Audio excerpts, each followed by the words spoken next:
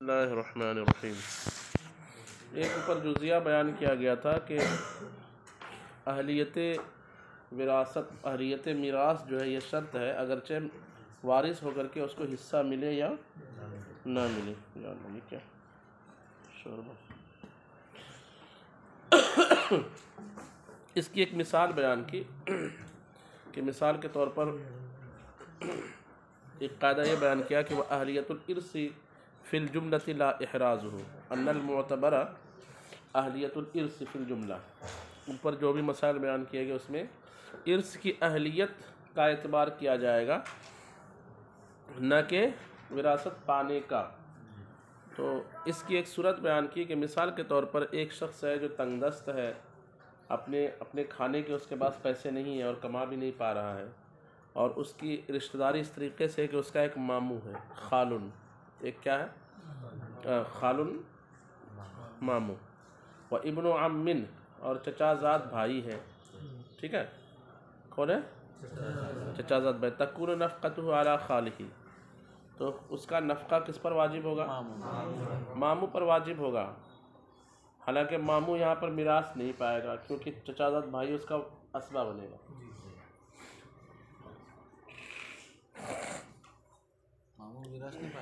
نہیں، یہاں پر نہیں پائے گا ماموں، چچا زاد بھائی کیا بن جاتا ہے، اسبہ، ماموں ذو رحم محرم رشتہ داروں میں جاتا ہے، ٹھیک ہے۔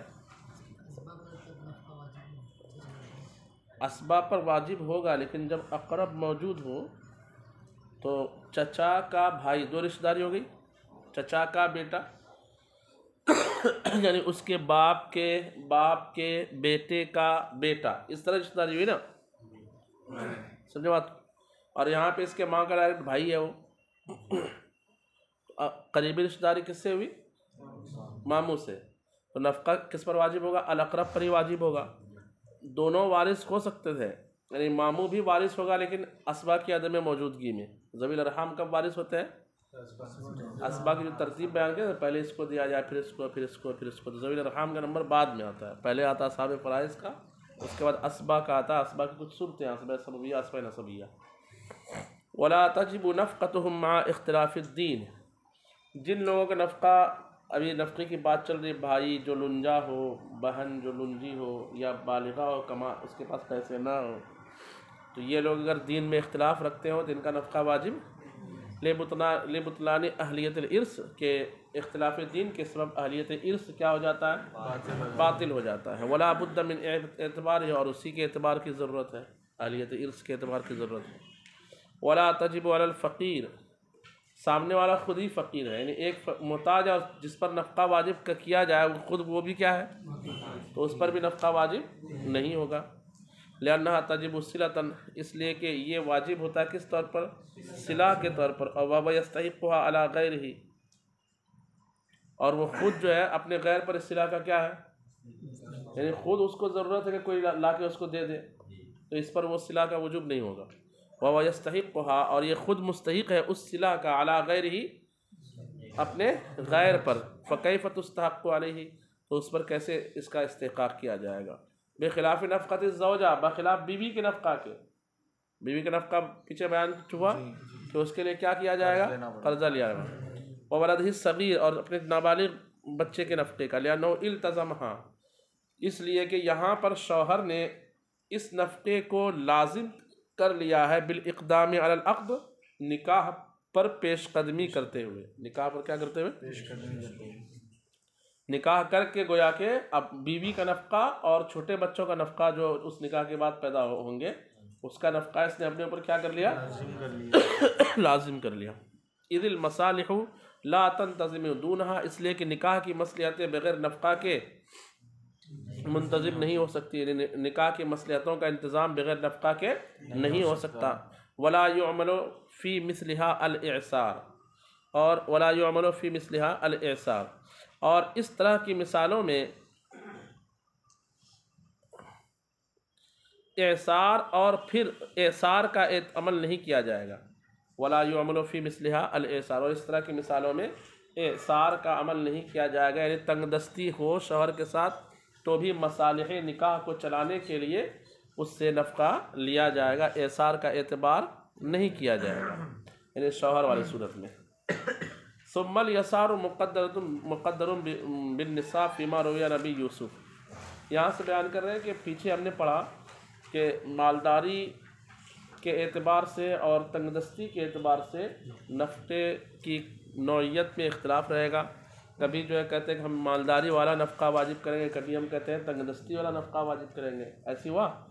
تو مالداری کس کو کہا جائے گا یہاں پر؟ نفقہ کے وجوب میں یسار کس چیز کا نام ہے؟ یعنی کب کہا جائے گا کہ ہاں شوہر کی حالت مالداری والی ہے یا بیوی کی حالت مالداری والی ہے؟ بیوی مالدار ہو اور شوہر بھی مالدار ہو تو نفقہ کس طرح واجب کرتے ہیں؟ مالداری والا واجب کرتے ہیں، ایسی ہے نا؟ تو مالداری کتنی مالیت کو کہا جائے گا، اس کا نصاب کیا ہے؟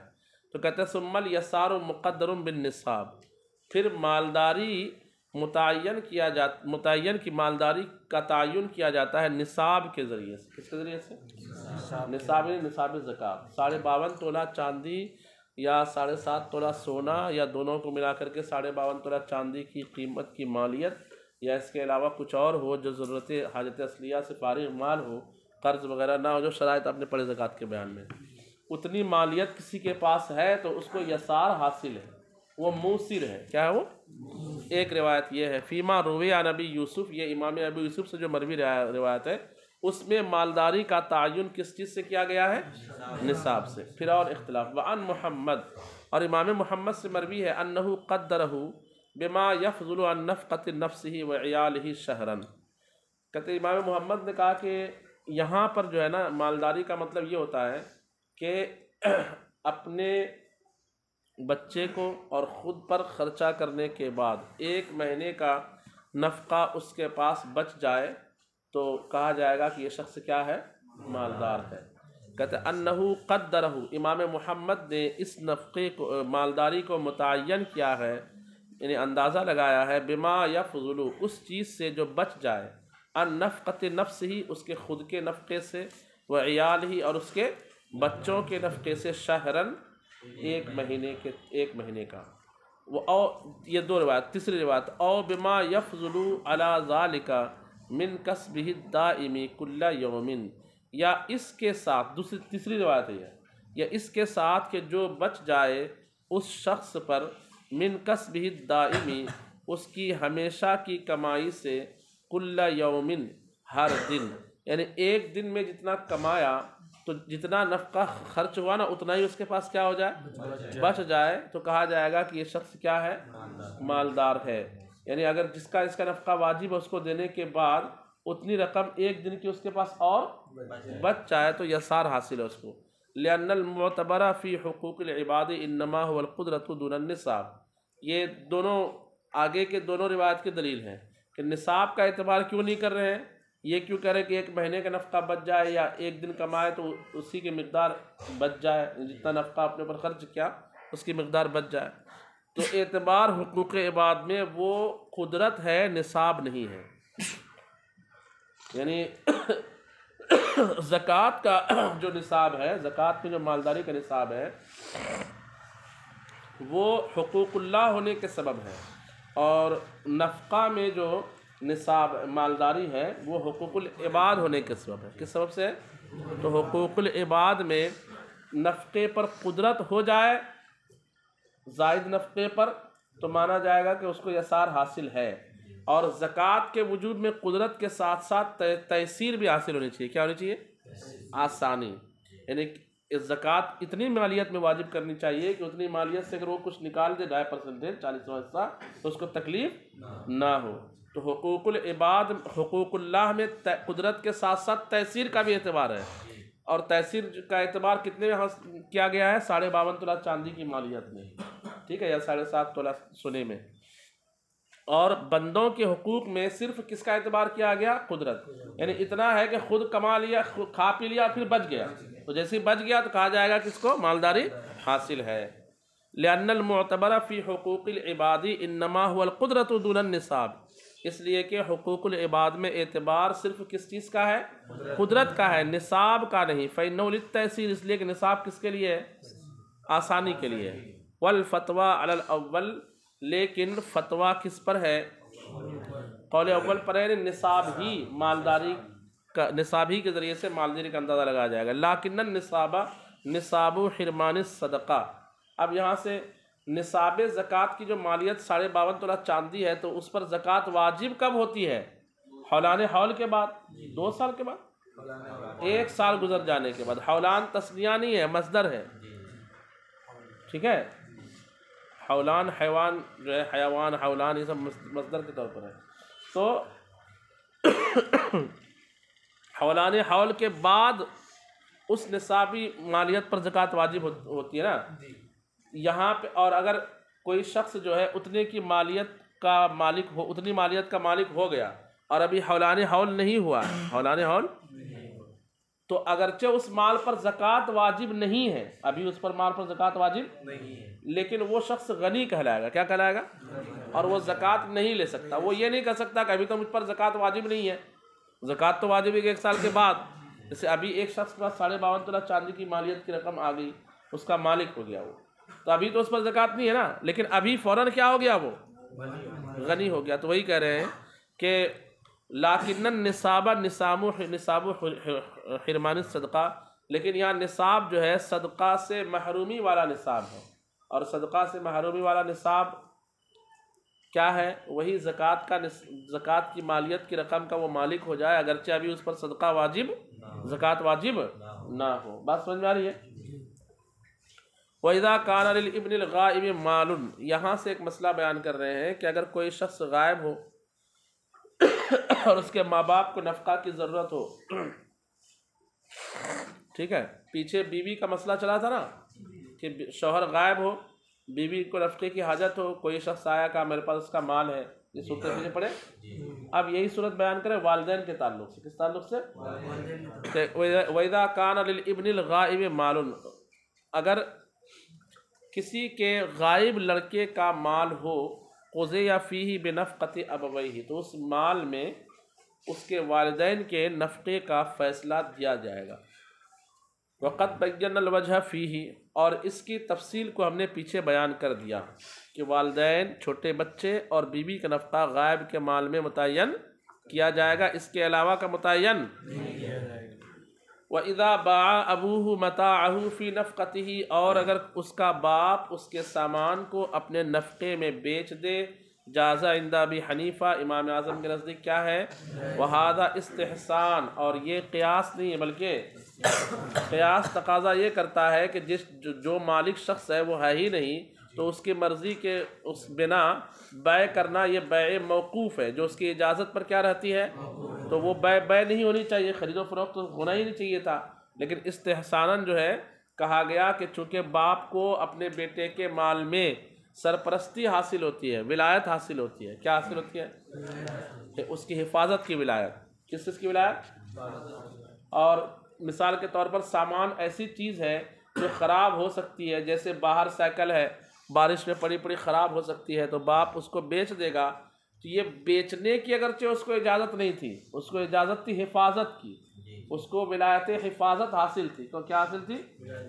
تو یہ بیچنا دراصل حفاظت ہی کا ایک سبب ہے، طریقہ ہے کہ بیچ دیا تو گویا کہ اس چیز کی کیا ہو گئی؟ حفاظت ہو گئی، کہ نہ بیچتا تو خراب ہو جاتی۔ یا آم رکھ کر کے غائب ہو گیا، سنترا رکھ کر کے کیا ہو گیا، اب نہیں بیچے گا تو خراب۔ اس لیے جو ہے ولایت حفظ کے واسطے سے بیچنا اس کے لیے کیا ہوگا۔ اور سامان ایسا ہے کہ جو رکھنے سے خراب، مثال کے طور پر جو ہے پتھر ہے، تو قیمتی پتھر ہے، ہیرے جواہرات ہے، یا زمین جائیداد، یہاں پہ مثال دی زمین جائیداد کی، کیا ہے؟ زمین جائیداد، اس کو نہیں بیچ سکتا، کیونکہ اس میں حفاظت یہ ہے کہ وہ اس کو دیکھے کہ اس پر کوئی قبضہ نہ کرے، بس وہ خراب ہونے کا کوئی وہاں اندیشہ نہیں ہے۔ کہتے وہ ان باع الاقارہ، اور اگر جائیداد غیر منقولہ کو بیچا، کس کو بیچا؟ غیر منقولہ، یعنی جو چلتی پھرتی دولت نہیں ہے، ایک جگہ پڑی رہتی ہے، لم یجوز، تو جائز نہیں۔ وفی قولہما لا یجوز فی ذالک کلہ، اور صاحبین کے قول میں فی ذالک کلہ، ان تمام میں یہ جائز، بولو بھائی، نہیں۔ یعنی جائیداد چاہے منقولہ ہو چاہے صاحبین کہتے ہیں نہیں بیچنے کا اختیار نہیں دیا جائے گا. وہ القیاس، اور یہی کیا ہے قیاس، لأنہ لا ولایت لہ لانقطاعها بالبلوغ، اس لیے کہ باپ کو بیٹے کے لیے، اس لیے کہ باپ کے لیے ولایت حاصل نہیں ہے. کس وجہ سے؟ کہ ولایت بالغ ہونے کے سبب کیا ہو چکی؟ ختم ہو چکی. لانقطاعها بالبلوغ، ولایت کے ختم ہونے کی وجہ سے بالغ ہونے کے ساتھ، کہ جیسے ہی لڑکا بالغ ہو گیا تو اس کے سامان کو بیچنے وغیرہ کی ولایت باپ کی کیا ہو گئی. اگر بچہ نابالغ ہے تو باپ جو ہے جیسا بہتر سمجھے اس کی پراپرٹی میں تصرف کر سکتا ہے. ولہذا لا یملک حال حضرتہ، اسی لیے تو اس کی موجودگی میں بیچنے کا باپ مالک نہیں ہو سکتا. موجودگی، اگر وہ موجود بھی رہتا تو بھی باپ کو یہ اختیار نہیں تھا کہ بیٹے کے سامان کو کیا کر دے؟ بیچ دے. ولا یملک البیع فی دین لہ سوى النفقہ. اچھا کہتے اور نہ ہی وہ بیچنے کا مالک ہوگا ایسے قرض میں جو باپ کو ہو سوائے نفقہ کے. یعنی مثال کے طور پر جو ہے باپ بیٹے نے کسی کا ادھار لے کر گیا تھا، ٹھیک ہے، اس کو دینا تھا، بار بار جو ہے قرض خواہ طلب کرنے کے لیے دروازے پہ آ رہا ہے، تو باپ کو یہ اختیار حاصل نہیں ہے کہ بیچ کر کے اس کو ادا کر دے. وہ کیوں؟ ہو سکتا ہے قرض خواہ جو ہے جھوٹ بول رہا ہو، بہت ساری صورتیں بن سکتی ہیں. نفقہ کے علاوہ میں امام اعظم بیچنے کے جواز کے قائل نہیں، صرف نفقہ کے حصول کے لیے بیچ سکتے ہیں، اور وہ بھی کون سی پراپرٹی، کون سی جائیداد؟ منقولہ. کون سی؟ منقولہ. وَقَضَى لَا تَمْلِكُ الْأُمُّ فِي النَّفْقَةِ، اور ایسی نفقہ میں بھی ماں کو بیچنے کی ملکیت حاصل نہیں. باپ بیچ سکتا ہے، ماں نہیں بیچ سکتی. نہیں سمجھ رہے بات کو؟ یعنی امام اعظم نے جو بیچنے کے جواز کا حکم دیا ہے تو قید ہے اس میں کہ نفقہ ہی کے لیے بیچے، نفقہ کے علاوہ کسی اور چیز کے لیے نہ بیچے.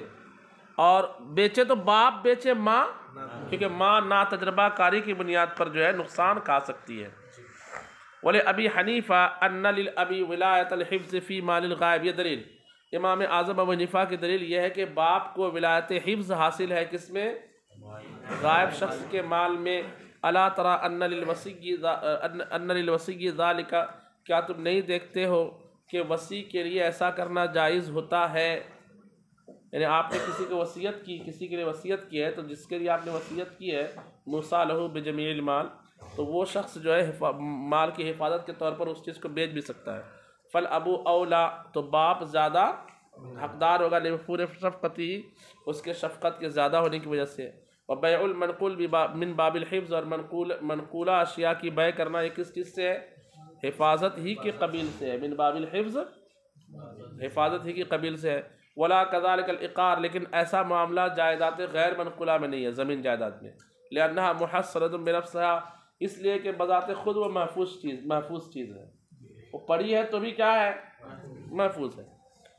وبخلاف غیر الاب من الاقارب، اور بخلاف والد کے علاوہ دوسرے رشتہ داروں کے، والد کے علاوہ کوئی اور رشتہ دار بیچ نہیں سکتا. لأنه لا ولایت له اصلا فی التصرف حالت الصغر، اس لیے کہ غیر رشتہ داروں کے لیے، والد کے علاوہ جو رشتہ دار ہیں ان کے لیے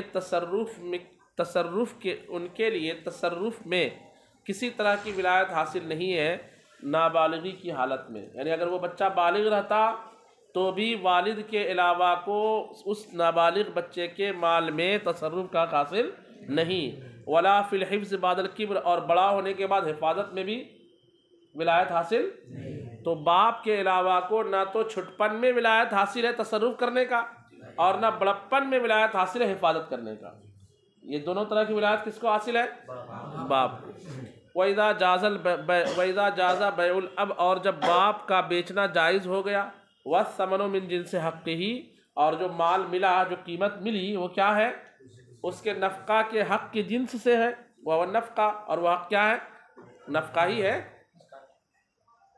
پیچھے ایک مسئلہ پڑھے تھے نا کہ اگر کوئی چیز نفقے کی جنس یعنی درہم و دینار ہو، ہے نا، تو اس کو بغیر یعنی بیٹے کی اجازت کے بھی والدین کیا کر سکتے ہیں؟ خرچ کر سکتے ہیں. اور نفقہ کی جنس سے نہ ہو تو اس کو خرچ نہیں کر سکتے، کیونکہ اس کو بیچنے کی ضرورت پڑے گی. پیچھے پڑے نا بھائی یہ مسئلہ.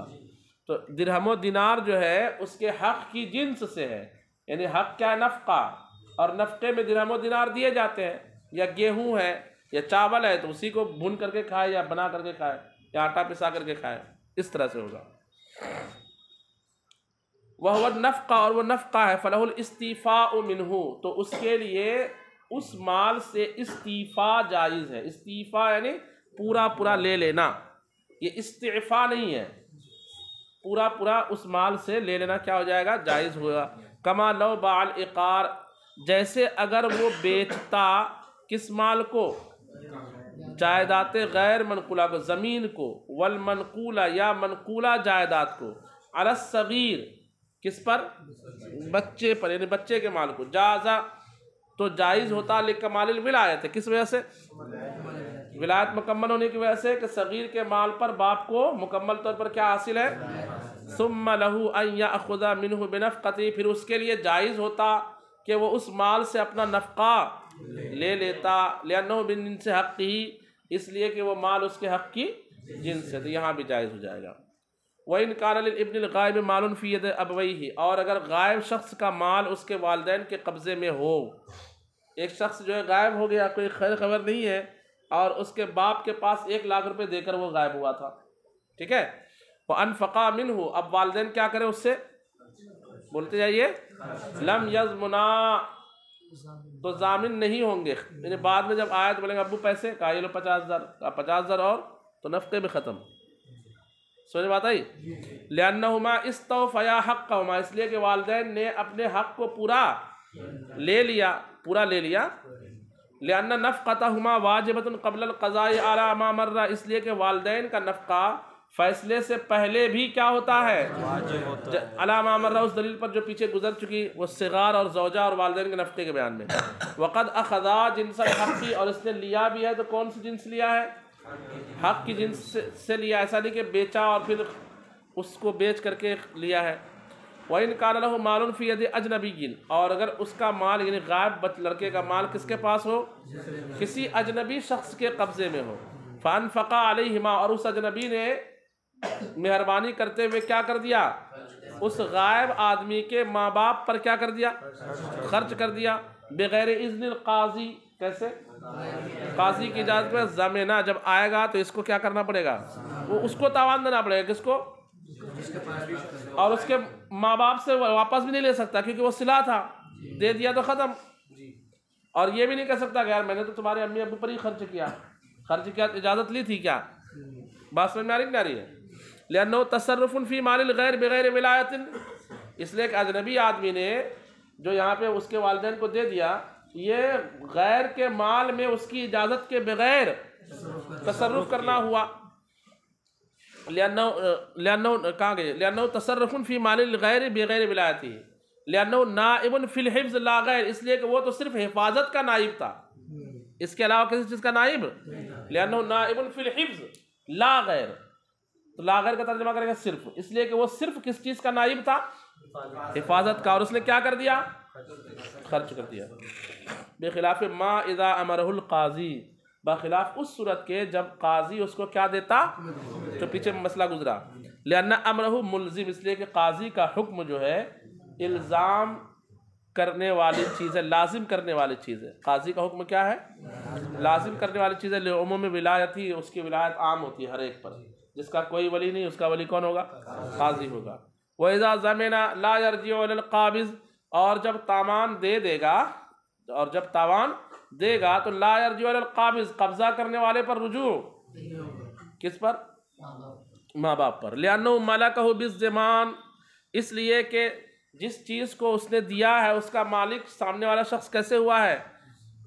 تاوان سے نا، یعنی جس چیز کو اس نے ماں باپ کو دیا ہے اس کا مالک تاوان کے بدلے ہوا ہے کہ وہ تاوان دینا پڑے گا. فظہر انہ کان متبرعا بہ، تو ظاہر ہو گیا کہ یہ اس چیز میں کیا کہلائے گا؟ متبرع کہلائے گا. یعنی ہر وہ چیز جس پر تاوان لازم آئے، اور وہ چیز کسی کو آپ نے دے دیا، جس کو دیا اس سے آپ واپس نہیں لے سکتے ہیں. دینے والے پر تاوان لازم آیا، اس بات کی دلیل ہے کہ جس نے تاوان دیا ہے اس نے وہ مال کو بطور تبرع خرچ کیا. کیسے خرچ کیا؟ تبرع کے خرچ کر دیا۔ وَإِذَا قَضَى الْقَاضِي لِلْوَلَدِ وَالْوَالِدَيْنِ وَذَوِي الْأَرْحَامِ بِالنَّفْقَةِ فَمَضَتْ مُدَّةٌ سَقَطَتْ، یہی مسئلہ لگ بھگ اشارے کے طور پر پیچھے گزر چکا تھا۔ قاضی نے بیوی کے لیے اگر نفقے کا تعین کیا تھا، پیچھے گزرا، اور 1 سال گزر گئے، بیوی نے خرچہ نہیں لیا، بعد میں آ کر خرچہ لے سکتی ہے، حق کے مطالبہ رہے گا اس کو، پیچھے پڑے نا، یا کسی مقدار پر مصالحت ہو گئی تھی تو بھی حق کے مطالبہ رہے گا، کس کو؟ بیوی کو۔ اور بیوی کے علاوہ اگر لوگ ہیں اور قاضی نے فیصلہ کر دیا تھا کہ دیکھیے یہ آپ کی یہ اولاد ہے، اس کو مہینے میں اتنا دینا پڑے گا، یا والدین کو اتنا دینا پڑے گا، یا بھائی کو اتنا دینا پڑے گا، نفقہ طے کر دیا تھا، 1 سال ان لوگوں نے نہیں لیا، 1 سال کے بعد لینے کا حق ختم، کیونکہ یہ لوگ رہ گئے، زندہ رہ گئے، کھاتے پیتے رہ گئے، تو صلہ ختم ہو گیا، اب دینا نہیں پڑے گا۔ اور بیوی کے معاملے میں کیا ہے؟ کیونکہ اس نے نکاح کے ذریعے اس کو اپنے اوپر کیا کیا ہے؟ لازم کیا ہے۔ کہتے ہیں وَإِذَا قَضَى الْقَاضِي لِلْوَلَدِ، جب قاضی نے ولد کے لیے فیصلہ دیا، والوالدین اور والدین کے لیے فیصلہ دیا، وذوی الارحام اور ذوی الارحام کے لیے فیصلہ دیا، بالنفقہ، کس چیز کا؟ نفقے کا، فمضت مدتن، پھر مدت گزر گئی، سقطت، نفقہ کیا ہو گیا؟ لأن النفقۃ ہؤلاء تجب کفایۃ للحاجۃ، اس لیے کہ ان لوگوں کا نفقہ واجب ہوتا ہے حاجت کو پوری کرنے کے لیے، حتی لا تجب مع الیسار، یہاں تک کہ مالداری کے سبب مالداری کے ساتھ واجب نہیں ہوتا۔ ماں باپ مالدار ہو تو بیٹے پر نفقہ واجب، طلب کرے تو نفقہ دینا پڑے گا، طلب کرے تو دینا پڑے گا۔ بھائی مالدار ہے تو نفقہ واجب دوسرے بھائی پر نہیں ہے۔ وقد حصلت بمضی المدت، اور حاجت جو ہے حاصل متحقق ثابت ہو گئی ہے، بمضی المدت، کس وجہ سے؟ مدت کے گزر جانے کی وجہ سے، بخلاف نفقۃ الزوجہ، بخلاف کس کے؟ بیوی کے نفقہ کے، اذا قضا بها القاضی، کے قاضی نے جب اس پر فیصلہ دے دیا، لأنها تجب مع یسارها، کہ بیوی کا نفقہ بیوی کے مالدار ہونے کے باوجود بولو بھائی واجب ہوتا ہے۔ فلا تسقط بحصول الاستغناء فيما مضى، ما مضى سے مراد گزشتہ ایام، تو گزرے ہوئے زمانے میں بے نیازی حاصل ہونے کے باوجود نفقہ ساقط نہیں ہوگا۔ اگرچہ بیوی نے مانگا نہیں، خود مزے سے رہ رہی ہے، اس کے باوجود سال بھر گزرنے کے بعد سال بھر کے نفقے کا کیا کرے گی؟ مطالبہ کرے گی۔ قال الا ان یأذن القاضی بالاستدانۃ علیہ، ہاں مگر جب قاضی نے ان تمام لوگوں کے نفقہ پر قرض لینے کا کیا دے دیا تھا؟